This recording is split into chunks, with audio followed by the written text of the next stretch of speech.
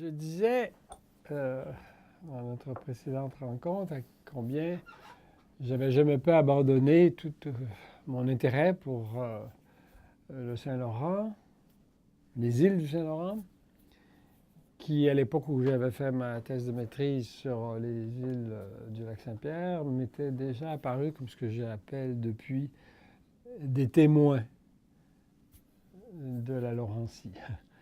En ce sens que ça jalonne le Saint-Laurent avec les îles, hein, la région de Montréal, à l'amont de Montréal, à l'entrée du Lac-Saint-Pierre, à l'aval de Québec, l'archipel des Sorciers, qui est le terme qui désigne ces îles, jusqu'à l'île aux Grues, l'île aux Oies, et puis un peu plus loin, l'île Verte, etc. Ben bon, à la limite, jusqu'à Anticosti. Moi, j'ai souvent dit, voilà des témoins, à la fois de l'histoire géologique et hydrographique et hydraulique du Québec, à la limite de l'histoire glaciaire, bien sûr. Bon, bref, l'histoire de la géographie physique du Québec. Bon, les niveaux du fleuve, les glaciations et tout. Mais aussi des établissements. L'île d'Orléans, c'est un peu l'interlocuteur de Québec. Montréal est en plein dedans, quoi. Et donc, les îles du Lac-Saint-Pierre sont des témoins de l'établissement des sociétés sur la rive nord, sur la rive gauche, des seigneuries. Et aussi, on y trouve des pratiques qui, quelquefois, comme c'est le cas des milieux insulaires, ont été isolées là, comme les communes, les pâturages communaux du Lac-Saint-Pierre. Bref, dès le début, je me suis dit, je ne suis pas devant un monde banal. Il n'y a pas que Félix Leclerc qui a été séduit par l'île d'Orléans et qui l'a si bien louangé. Moi, je l'ai été à ma façon, par les îles du Lac-Saint-Pierre. Et donc, quand je suis revenu, puis j'étais par-dessus la tête déjà impliqué dans l'Asie, dans les enjeux agraires, j'ai quand même trouvé un peu de temps pour retourner aux îles, puis décider, bon, que j'allais proposer à des étudiants de s'y intéresser. Je suis allé chercher avec un collègue en linguistique, Joseph Attila Soltes, qui, lui, je trouve, a fait sa thèse de doctorat pendant que moi j'étais à Singapour, sur le langage des îles de Berthier. Lui, il avait appelé ça les îles de Berthier-Sorel, sur la langue, hein, le vocabulaire, parce qu'effectivement, il y a un vocabulaire. Dans un, à milieu original, vocabulaire original. La toponymie, c'est révélateur d'une culture et vice-versa. Une culture se traduit aussi dans la façon dont on désigne les lieux, dont on les nomme. Et on a donc monté un petit projet qui s'appelait Géographie, culture et langage, qui lui permettait de revenir travailler sur l'originalité de la langue des îles, sur le legs culturel, et moi, bon, sur certains aspects du paysage, et donc sur les fameux pâturages communaux que je trouvais, et je trouve toujours quelque chose sur lequel on n'a pas assez écrit au Québec. C'est quand même... Il n'y en avait plus en Europe, alors qu'il y en avait encore sur le Saint-Laurent à l'époque. Pardon, excusez-moi. Et donc, il y a des étudiants qui ont réalisé des mémoires de recherche plus pointues sur les pâturages communaux, sur leur histoire. Des mémoires, là, c'était même pas des thèses, c'était des mémoires de premier cycle. Mais il y a aussi eu une ou deux maîtrises. Il y a un étudiant qui a travaillé sur l'île d'Orléans, sur l'agriculture à l'île d'Orléans, un autre qui est revenu sur la question de toponymie aux îles du Lac-Saint-Pierre, aux Centres-Îles. Bon, et ces années-là m'ont replongé, parce que je suis retourné avec eux souvent, mais pas du tout avec l'intensité dans laquelle j'avais dû m'investir pour ma propre recherche de maîtrise. Mais je suis resté, j'ai renoué des liens, bien sûr, avec les amis. Parce que, vous savez, quand on fait ce genre de recherche-là, on les fait parce qu'on s'attache à des gens. Moi, je ne serais pas capable. Déjà, à l'époque, je n'aurais jamais réussi à faire mes travaux de maîtrise aux îles si je n'avais pas été attaché aux gens avec lesquels je parlais. Moi, ce n'était pas juste les paysages puis les communes qui m'intéressaient, c'était les gens qui avaient derrière ça. Et donc, quand je suis revenu, ça a été très facile. L'enfant prodigue revient, on recommence. Et ceux qui m'avaient aidé ont aidé mes étudiants. Bon, et ça a permis ça a mené à des publications, surtout à la formation de peut-être une demi-douzaine d'étudiants, enfin, ça a contribué à leur formation, à la recherche. Et puis voilà. Bon. Mais là, je suis de plus en plus impliqué dans les gros projets asiatiques dont j'ai parlé. Je ne suis pas beaucoup retourné. Je suis retourné quelques fois voir les amis. Quelquefois, bon, pour m'informer un peu de ce qui m'avait intéressé, notamment le fonctionnement des communes. On appelle ça les communes là-bas, on parle des pâturages communaux. Mais bon, j'ai pas fait de recherche. Sauf que, je ne sais plus comment ça s'est passé, vers la fin des années 90, je suis retourné, puis il y a encore quelqu'un qui m'a dit « Hey, Rodolphe, tu sais, c'est vieux ton livre en 1967, en fait, il était paru en 70, la thèse de maîtrise en question. Et, tu sais, les choses ont changé, puis on m'expliquait les nouveaux enjeux, l'invasion touristique, la chasse qui ne fonctionne plus de la même façon, l'érosion des îles par la canalisation de plus en plus accentuée du flux du Saint-Laurent dans le canal principal, avec toutes les conséquences sur les équilibres environnementaux. En fait, il n'y en a plus. L'immigration de la faune ailée, et maintenant, c'est plus en plus la migration de touristes. C'est plus seulement les gens du lac Saint-Pierre et de la région qui viennent chasser, c'est les gens de partout, les gens de Montréal et tout. Puis la prolifération des chalets qui ne respectent pas toujours les normes. Bon, bref, j'ai décidé de retourner. Je suis allé repasser quelques semaines. Je crois que j'ai dû faire ça à l'été 99 et j'ai remonté des dossiers sur les pâturages communaux, j'ai un peu me suis informé de la chasse, la construction des chalets, et j'ai fait un nouveau bouquin qui s'appelait Les Sentiers du lac Saint-Pierre, Retour aux sources et nouveaux enjeux, qui a été publié en 2000 aux presses de l'Université Laval. Bon, là aussi, ce que j'appelle un retour sur les lieux du crime, beaucoup plus par attachement pour l'objet, à Singapour, les îles du lac Saint-Pierre, et pour les gens. À Singapour, c'est bien sûr des amis qui m'avaient tordu le bras. Après avoir émis un peu de doute sur ma position, c'est un peu insultant pour mes amis à Singapour de se faire dire qu'ils sont aliénés. Enfin, ils se font en voir, quoi. Mais ils ont accepté le raisonnement, ce qui fait qu'il y a des architectes parmi ça. J'avais plusieurs amis architectes qui sont souvent, vous savez, dans les sociétés, les gens qui ont la position critique la plus appuyée, à mon avis, c'est une des choses que je crois avoir apprises en voyageant à travers le monde. Les architectes, souvent, sont des gens qui ont une position très originale, très indépendante de l'État, même si quelquefois c'est celui-là qui les enrichit. Mais bon. Bon, bien alors, au lac Saint-Pierre, c'est ça, les gens ils trouvaient que carrément, Rodolphe, tu nous as abandonnés, tu sais, ton Asie, autrefois, c'était les îles, maintenant, c'est loin, hein, presque. Bon, ça n'a pas pris trop de temps, j'ai fait ça, et je suis resté impliqué, quoi. Et je suis retourné, bon, j'allais dire une dernière fois, on ne sait jamais, il y a quelques mois, c'est-à-dire au printemps, et à l'été, exactement en 2016, donc au moment où j'étais en train de prendre ma retraite, je me suis laissé convaincre de participer à une recherche que demandait la municipalité de Sainte-Anne-de-Sorel sur les inondations, sur la question de la gestion de l'eau et les autorisations dont la municipalité a besoin pour permettre à des résidents de continuer à construire ou à maintenir leur maison et à les assurer dans des zones inondables. Bon, ça serait un peu long à expliquer. Bon, la recherche a été faite essentiellement par une étudiante, une excellente étudiante de l'Université de Montréal. Et une de mes collègues a été impliquée. Gabrielle Levert, c'est l'étudiante, et Julie Talbot, la collègue. Et moi-même, bon, on a rédigé, là aussi, je suis vraiment le troisième larron dans cette affaire, un rapport à l'intention de la municipalité dont je suis très fier, même si ce n'est pas moi, encore une fois, le principal auteur, parce que là, ça a été vraiment une implication d'un genre que j'ai rarement eu. Moi, j'ai été très universitaire, j'ai écrit des articles, publié des bouquins de nature académique. C'est une des rares fois. J'ai fait aussi des rapports de recherche, mais là, c'est un rapport de recherche concret pour une municipalité qui a besoin de ça pour faire valoir des politiques qu'elle veut appliquer auprès du ministère de l'Environnement puis du ministère de la Sécurité publique. Et c'était donc sur ces îles, sur les îles qui relèvent de la municipalité de Sainte-Anne-de-Sorel, c'est donc cette municipalité, et sur Sainte-Anne-de-Sorel même. Vous savez, ce coin-là du Québec est magnifique. Hein? Ça fait partie de ce que j'appelle les paysages subtils du Québec, c'est-à-dire où il n'y a pas de relief, ou très peu de relief, mais où tout se décide dans quelques centimètres ou quelques pieds en fonction des niveaux de l'eau. De l'eau sur le Saint-Laurent, dans l'eau de la baie Lavalière, la baie du Fèvre, le lac Saint-Pierre, ça change beaucoup de choses. Ça change la dynamique de la faune, de la flore, bien sûr, et de la faune, et éventuellement de la répartition de l'habitat. En tout cas, pour moi, ça a été une expérience brève. Je suis allé que 3 fois dans le cadre de ce travail-là, mais j'ai revu des amis.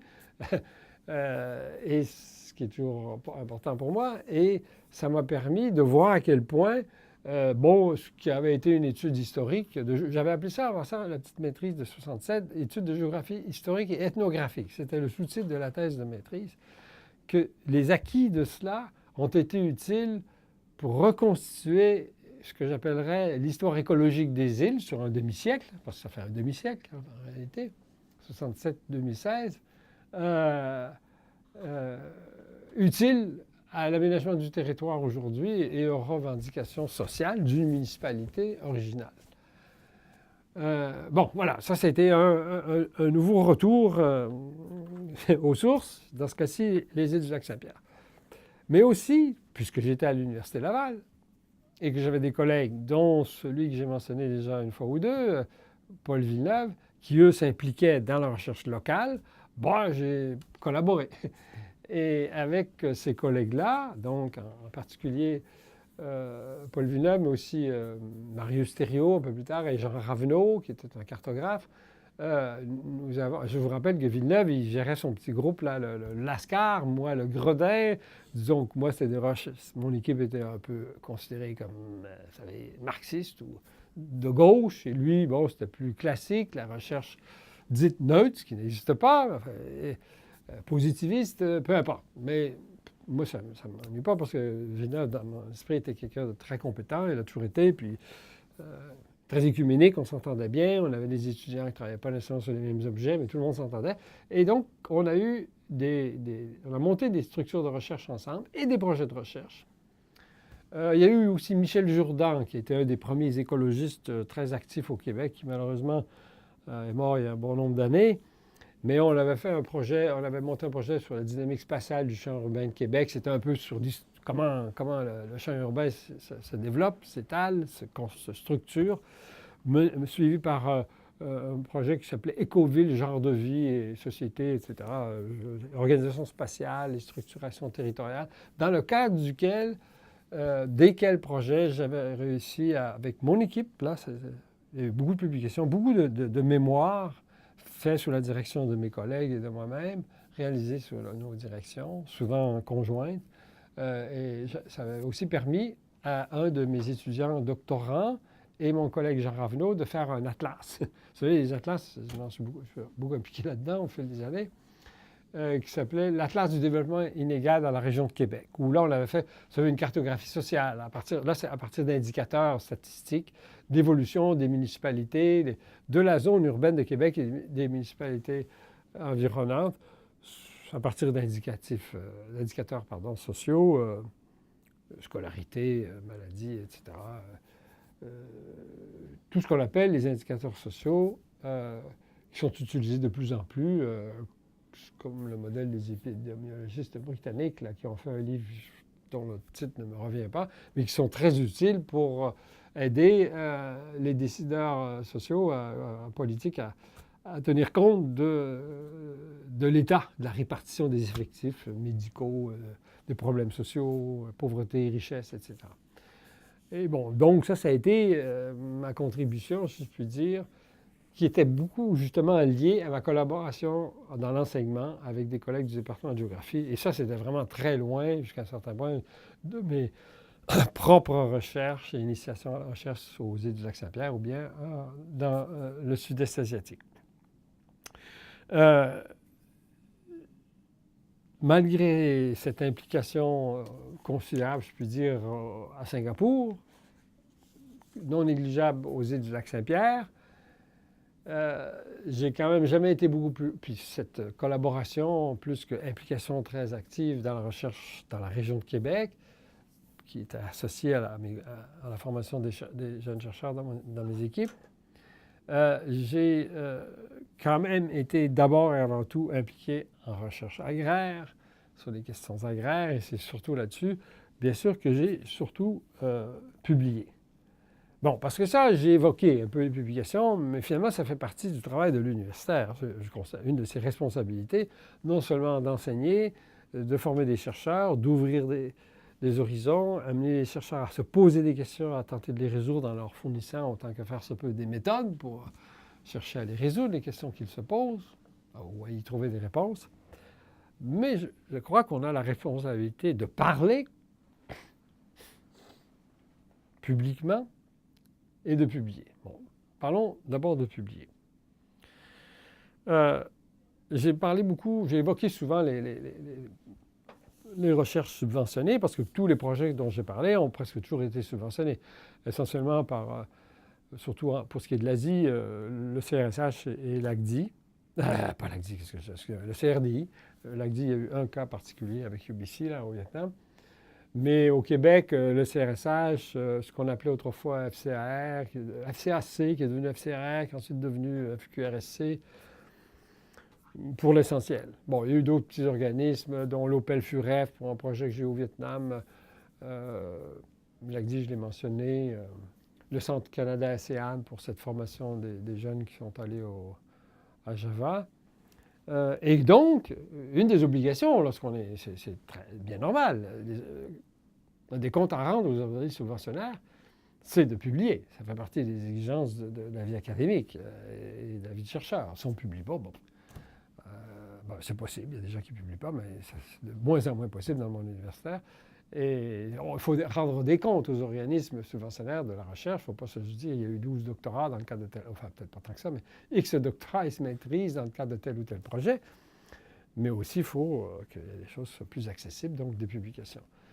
Alors, bon, sur ce plan-là, je me suis évidemment beaucoup activé, d'autant plus que pour avoir une première subvention, peut-être qu'il ne faut pas avoir publié beaucoup, mais pour avoir une deuxième, il faut avoir publié, puis une troisième, puis là, après ça, on est vraiment pris à la gorge. Il faut publier, il faut publier. Bon, heureusement qu'on peut aimer ça, et ça a été mon cas, parce que ça devient une exigence, une pression considérable.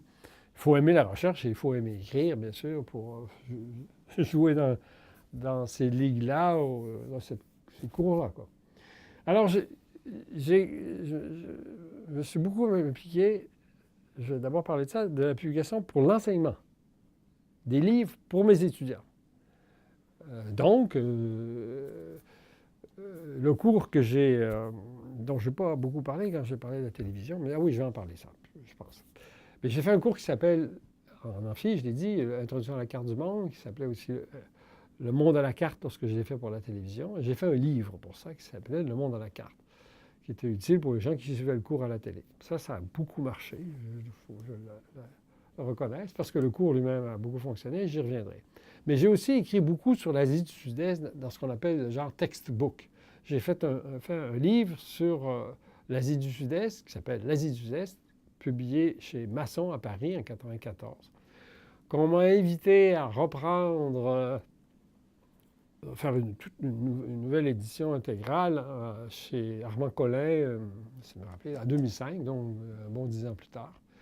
Que j'ai fait 3 éditions de ça, la dernière en 2012, je crois, l'Asie du Sud-Est, chez Armand Collin. Bon, j'ai fait beaucoup d'atlas. J'ai participé à des atlas, y compris celui-ci, l'atlas scolaire, le Grand Atlas, dont une version s'appelle le Grand Atlas du Canada, le Grand Atlas, dont une autre version s'appelle le Grand Atlas du Canada et du monde, donc où il y a une cartographie abondante sur le Canada, publié en Belgique, et qui a beaucoup servi aux étudiants qui suivaient le cours d'introduction à la carte du monde ou au monde à la carte à la télé. C'est-à-dire qu'ils n'étaient pas obligés de l'acquérir, mais c'était la classe qui était conseillée. Mais bien sûr, je me suis aussi impliqué toujours au sujet de l'enseignement, dans ce que j'appellerais un peu plus les enjeux épistémologiques. Là, souvent sous la forme de numéros thématiques de revues, comme le matérialisme historique en géographie, un numéro spécial des cahiers de géographie en 1978. Bon, peu importe. Bon, des questions à la fois de recherche, mais aussi liées aux enseignements que je réalisais sur l'histoire de la géographie, sur des débats en géographie. Là, c'était les cahiers de géographie comme la revue Espace-Temps en France, qui ont publié une géographie, débat transatlantique. C'était le titre, le sous-titre. Bon, mais surtout des publications de recherche, évidemment. C'est de cela que j'ai souvent parlé en évoquant des livres. D'abord sur des grands enjeux, qui n'étaient pas nécessairement des choses sur lesquelles je fais des recherches de terrain. Ce que j'appelle des grands enjeux planétaires. Il n'y a pas très longtemps, il y a une dizaine d'années, avec un étudiant à la maîtrise, quelqu'un de très organisé, très efficace, Jean-François Rousseau, nous avons fait ensemble un livre qui s'appelait Les poids du monde. Bon, les poids du monde, c'était... on avait eu comme sous-titre Évolution des hégémonies planétaires. C'est un livre qui traitait essentiellement du commerce mondial, où on voyait l'évolution des poids relatifs des grandes puissances à travers le monde dans l'échange des denrées essentielles, notamment agricoles, industrielles. Ça aussi, c'est un livre qui était essentiellement à usage didactique. C'était un livre de recherche, mais de recherche documentaire dans les annuaires des Nations Unies, largement, ou les organismes internationaux sur le commerce international. Un livre qui était un collectif auquel j'ai participé, mais que j'ai dirigé par la bande, mais qui a été vraiment mis en place par le même Jean-François Rousseau et un autre étudiant qui était en anthropologie, Olivier Durand, et ça s'appelait, le livre qui a été publié, c'est un collectif, Une seule terre à cultiver. Celui-là, je suis donc seulement un des animateurs de la publication. Les deux vrais responsables, c'est Rousseau et Durand. C'est un livre qui, pour moi, est important, enfin, dans mon travail, puis que je considère important, je pense, pour bien des gens, notamment tous ceux qui ont collaboré. Il y avait des gens, chercheurs très éminents, un grand nombre de l'Université Laval, des gens des ministères au Québec, sur les enjeux de l'agriculture mondiale, à laquelle je me suis beaucoup intéressé, sur laquelle j'ai enseigné, j'ai fait beaucoup de conférences publiques sur ces enjeux-là, à savoir l'évolution actuelle de l'agriculture mondialisée, de plus en plus industrialisée, de plus en plus dépendante du bon vouloir, du gaspillage. Parce que j'ai peut-être trouvé le moyen d'y revenir là, au dernier moment. On vit dans une société qui fonctionne grâce au gaspillage. Il faut surproduire, c'est l'offre qui conditionne la demande et non l'inverse. Le discours néolibéral, que j'appelle ultralibéral, c'est qu'on produit pour répondre à la demande. C'est pas vrai. On produit parce qu'on veut offrir le plus de choses possible, alors on conditionne la demande, on produit trop, on conditionne les gens à gaspiller, à acheter, à s'endetter, à acheter des choses dont ils n'ont pas besoin et à acheter 35 % de la nourriture qu'ils achètent et qu'ils préparent. C'est la moyenne de ce qui se passe en Amérique du Nord. Bon, ça, pour moi, ça a été un grand enjeu. C'est encore une fois un grand enjeu, et cette publication-là, Une seule terre à cultiver, pour moi, en fait bien le tour de cet enjeu-là.